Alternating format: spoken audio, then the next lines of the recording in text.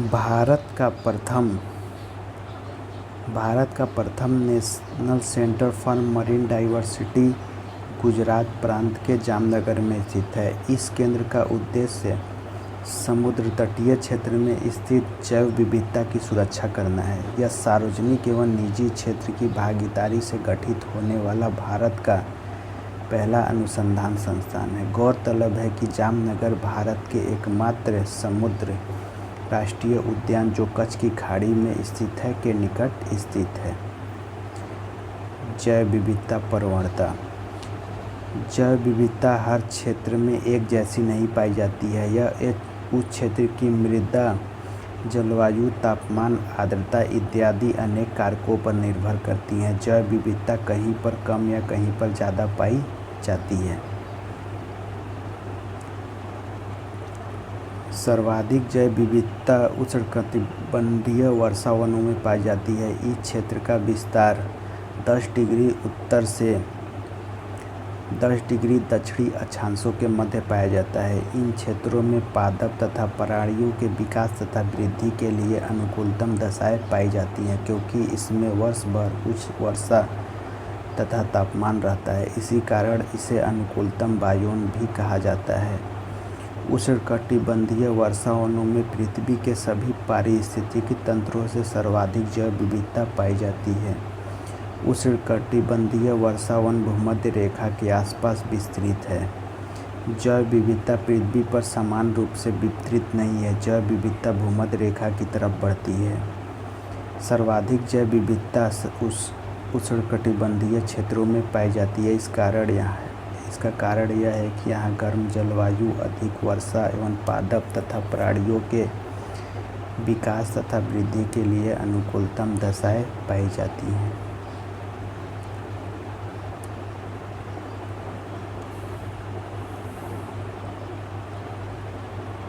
उत्तरी ध्रुव जैव विविधता की प्रवणता भूमध्य रेखा की तरफ बढ़ती जाती है। उच्च जैव विविधता। दक्षिणी ध्रुव और उत्तरी ध्रुव में निम्न जैव विविधता पाई जाती है। जैव विविधता की प्रवणता भूमध्य रेखा की ओर बढ़ती जाती है। Gradient of biodiversity. उच्चतर अक्षांशों की तुलना में निम्नतर अक्षांशों में जैव विविधता सामान्यतः अधिक पाई जाती है।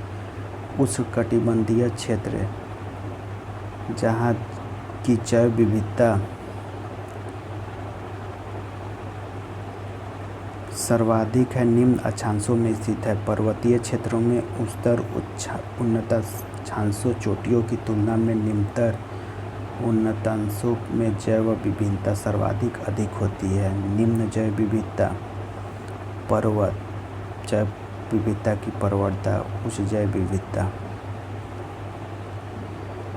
ऊंचाई वाले स्थान में पर्वतों में निम्न जैव विविधता पाई जाती है और नीचे तली में उच्च जैव विविधता पाई जाती है। जैव विविधता की प्रवणता पर्वतों में उच्च अक्षांशों पे चोटियों में घटती जाती है।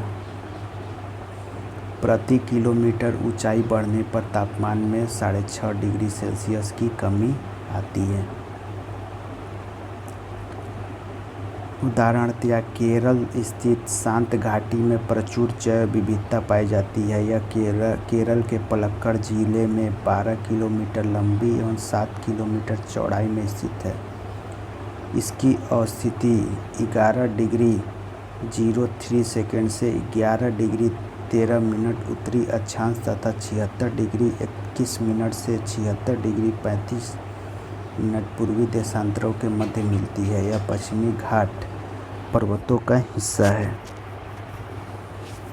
वर्तमान में शांत घाटी को बायोस्फीयर रिजर्व घोषित कर दिया गया है। इस घाटी को वर्ष 1984 में नेशनल पार्क घोषित किया गया था। साइलेंट वैली परियोजना का संबंध केरल राज्य से है। यह शांत घाटी में स्थित है।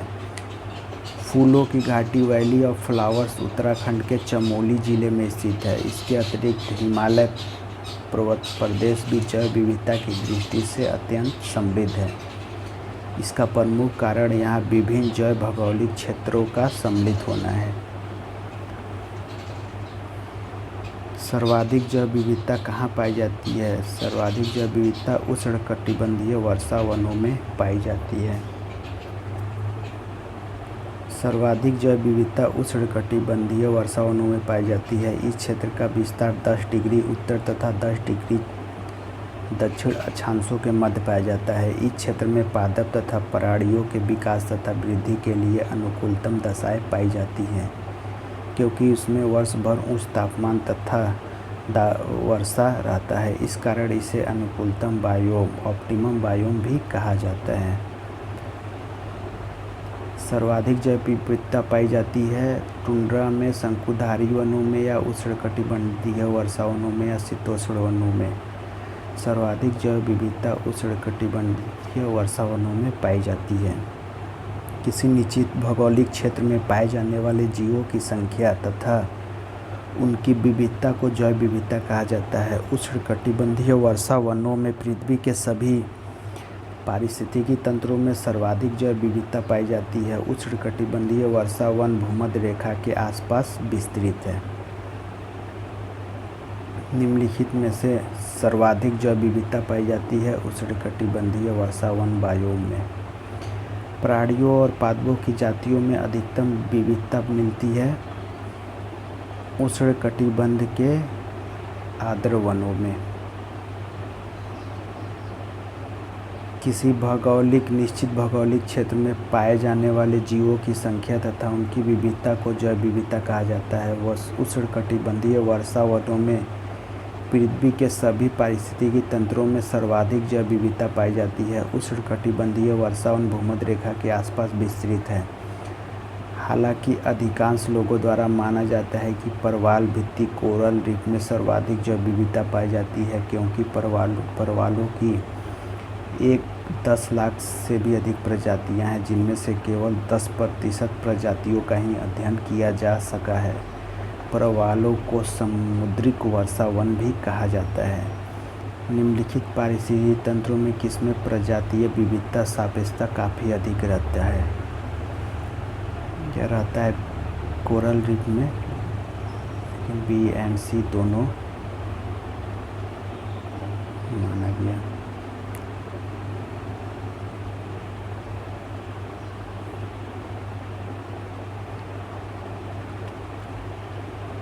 जैव विविधता में परिवर्तन होता है, भूमध्य रेखा की तरफ बढ़ती है।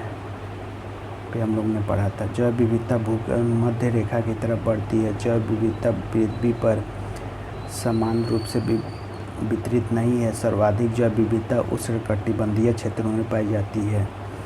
इसका कारण है कि यहाँ गर्म जलवायु, अधिक वर्षा एवं पादप प्राणियों के विकास तथा वृद्धि के लिए अनुकूलतम दशाएं पाई जाती है। सर्वाधिक जैव विविधता पाई जाती है। सर्वाधिक जैव विविधता पाई जाती है शांत घाटी में।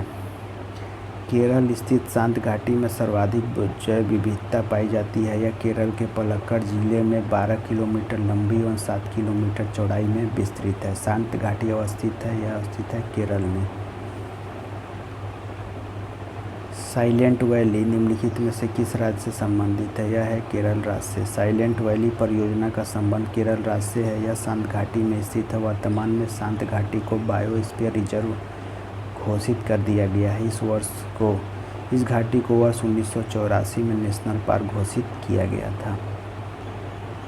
फूलों की घाटी स्थित है केरल, जम्मू कश्मीर या उत्तराखंड या हिमाचल प्रदेश में। फूलों की घाटी अवस्थित है उत्तराखंड राज्य में। ध्यान रखिएगा, फूलों की घाटी उत्तराखंड में और साइलेंट वैली शांत घाटी केरल राज्य में। फूलों की घाटी उत्तराखंड के चमोली जिले में स्थित है।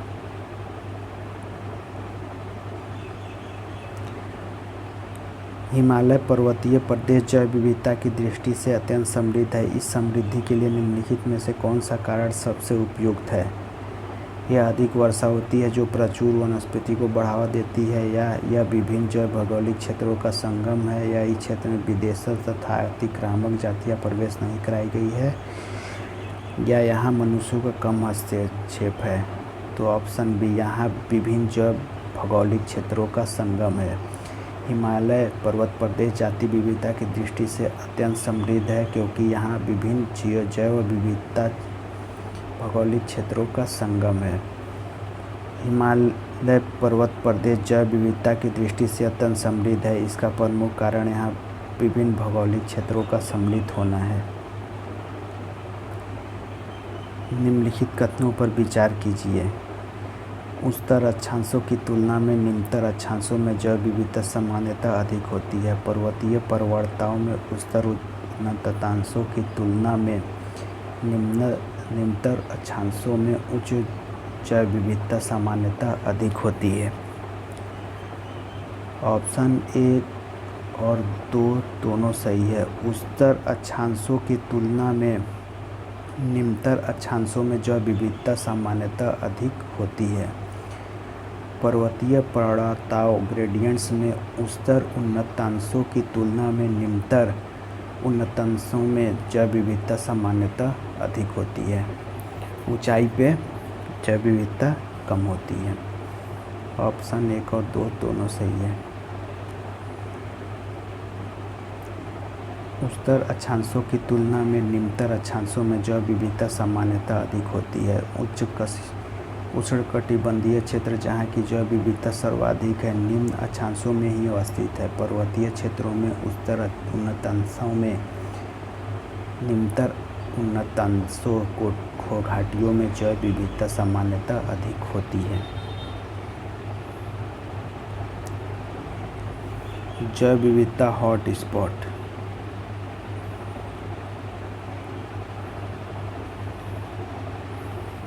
जैव विविधता हॉट स्पॉट ऐसे स्थान को कहा जाता है जहां पर जातियों की पर्याप्तता तथा स्थानीय जातियों की अधिकता पाई जाती है, लेकिन साथ ही इन जीव जातियों के अस्तित्व पर निरंतर संकट बना हुआ है। हॉट स्पॉट शब्द को सर्वप्रथम प्रयोग नॉर्मन मॉयर्स ने 1988 में किया।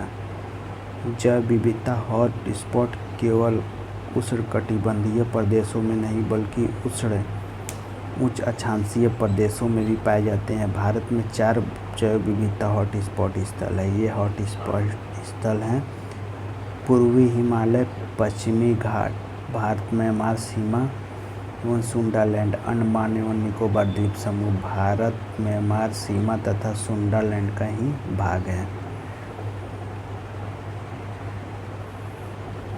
पूर्वी हिमालय जैव विविधता हॉट स्पॉट स्थलों में शामिल है। इसके अतिरिक्त भूमध्यसागरीय बेसिन और दक्षिणी पश्चिमी ऑस्ट्रेलिया भी इसमें शामिल है। कंजर्वेशन इंटरनेशनल द्वारा जैव विविधता से संबंधित प्रखर स्थलों की अद्यतन सूची जारी की है, जिसमें विश्व के 35 स्थल सूचीबद्ध है। इसमें भारत के पश्चिमी घाट सहित श्रीलंका तथा पूर्वी हिमालय क्षेत्र का नामोल्लेख है। ध्यातव्य है कि फरवरी 2016 में CEPF critical ecosystem partnership fund द्वारा उत्तरी अमेरिका के तटीय मैदान को 36वां जैव विविधता हॉट स्पॉट घोषित किया गया है। जैव विविधता के प्रखर स्थलों को जाति बहुतायता, स्नातकता तथा आशंका बोध के आधार पर मान्यता प्रदान की जाती है। भारत एक ऐसा देश है जो उल्लेखनीय जैव विविधता को प्रदर्शित करता है। भारत में 18 विशाल विविध देशों के कुल स्तनधारियों का 7.6%, पक्षियों की 12.6%, सरीसृपों की 6.2% तथा उभयचरों की 4.4% आबादी है। पश्चिमी घाट जैव विविधता की दृष्टि से संतृप्त क्षेत्र है। ध्यातव्य है कि 36वें संविधान संशोधन 1975 के द्वारा सिक्किम को भारत का अभिन्न अंग बना लिया गया। इसे वनस्पति शास्त्रियों का स्वर्ग माना जाता है क्योंकि यह पूर्वी हिमालय के हॉट स्पॉट क्षेत्र में आता है, जो जैव विविधता से परिपूर्ण है। यहाँ के मूल निवासी लेप्चा, भूटिया और नेपाली लोग हैं, परंतु इस प्रयासों के उपरांत भी जैव विविधता का प्रहास हो रहा है। विभिन्न प्राकृतिक व मानवजनित कारक इस ह्रास के लिए उत्तरदायी है। क्वेश्चंस: इन क्षेत्रों पर विचार किए। पूर्वी हिमालय, पूर्वी भूमध्यसागरीय क्षेत्र, या उत्तर पश्चिमी ऑस्ट्रेलिया। इनमें से कौन जैव विविधता के हॉट स्पॉट हैं? इसमें से पूर्वी हिमालय जैव विविधता के हॉट स्पॉट हैं, बाकी पूर्वी भूमध्यसागरीय क्षेत्र ये सब नहीं है। उत्तर पश्चिमी नहीं, दक्षिणी पश्चिमी ऑस्ट्रेलिया होगा। ऑप्शन ए केवल सही है। पूर्वी हिमालय जैव विविधता हॉट स्पॉट स्थलों में शामिल है। इसके अतिरिक्त भूमध्यसागरीय बेसिन और दक्षिणी पश्चिमी ऑस्ट्रेलिया भी इसमें शामिल है। विकल्प में पूर्वी भूमध्यसागरीय क्षेत्र तथा उत्तर पश्चिमी ऑस्ट्रेलिया दिया गया है, इसलिए केवल एक सही है। भारत में जैव विविधता के हॉट स्पॉट स्थल है पश्चिमी हिमालय व पूर्वी घाट, या पश्चिमी हिमालय व सुंदरवन, या पूर्वी हिमालय व पश्चिमी घाट, या पूर्वी हिमालय व शांत घाटी। तो ऑप्शन सी पूर्वी हिमालय व पश्चिमी घाट भारत में जैव विविधता के हॉट स्पॉट हैं। कंजर्वेशन इंटरनेशनल द्वारा जैव विविधता से संबंधित प्रखर स्थलों की अद्यतन सूची जारी की गई, जिसमें विश्व के 35 स्थल सूचीबद्ध है। इसमें भारत के पश्चिमी घाट सहित श्रीलंका तथा पूर्वी हिमालय क्षेत्र का नामोल्लेख है। ध्यातव्य है कि फरवरी 2016 में CEPF द्वारा उत्तरी अमेरिका के तटीय मैदान the north American coastal plain को 36वां जैव विविधता हॉटस्पॉट घोषित किया गया है। निम्नलिखित कथनों पर विचार किए। जैव विविधता हॉटस्पॉट केवल उष्णकटिबंधीय प्रदेशों में स्थित है। भारत में 4 जैव विविधता हॉटस्पॉट अर्थात पूर्वी हिमालय, पश्चिमी हिमालय, पश्चिमी घाट तथा अंडमान तथा निकोबार द्वीप स्थित है। ये दोनों सही नहीं है। जैव विविधता हॉटस्पॉट केवल उष्णकटिबंधीय प्रदेशों में स्थित है, ये भी गलत है। और ऑप्शन 2 भी सही है, कोई सही नहीं है, क्योंकि जैव विविधता हॉटस्पॉट केवल उष्णकटिबंधीय प्रदेशों में नहीं बल्कि उच्च अक्षांशीय प्रदेशों में भी पाए जाते हैं। भारत में 4 जैव विविधता हॉटस्पॉट स्थल हैं। वे हॉटस्पॉट हैं पूर्वी हिमालय, पश्चिमी घाट, म्यांमार भारत सीमा सुंडालैंड, अंडमान एवं निकोबार द्वीप समूह भारत म्यांमार सीमा सुंडालैंड का ही भाग है।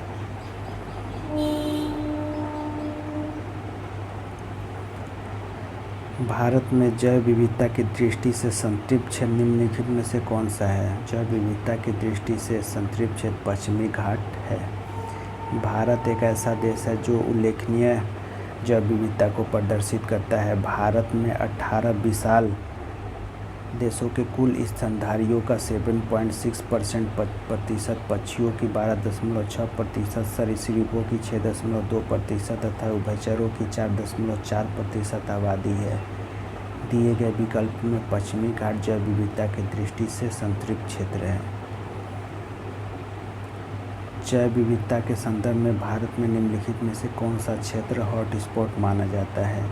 अंडमान एवं निकोबार द्वीप समूह जैव विविधता की दृष्टि से हॉटस्पॉट माना जाता है। हॉटस्पॉट शब्दों को सर्वप्रथम प्रयोग नॉर्मन मायर्स ने वर्ष 1988 में किया। ऐसे स्थान को कहा जाता है जहां पर जातियों की पर्याप्तता तथा स्थानीय जातियों की अधिकता पाई जाती है, लेकिन साथ ही इन जीवों जातियों के अस्तित्व पर निरंतर संकट बना हुआ है। इन जैव विविधता के संदर्भ में भारत में पश्चिमी घाट, पूर्वी हिमालय श्रृंखला, भारत म्यांमार सीमा सुंडालैंड को हॉटस्पॉट माना जाता है। अंडमान निकोबार द्वीप समूह भारत म्यांमार सीमा वाले क्षेत्र तथा सुंडालैंड का भाग है। भारत में निम्नलिखित में से कौन सा क्षेत्र जैव विविधता तप्त स्थल है? तप्त स्थल मतलब हॉटस्पॉट, यह है पश्चिमी घाट। निम्नलिखित में से भारत में जैव विविधता हॉटस्पॉट के रूप में पहचाना जाता है, वह है पश्चिमी घाट।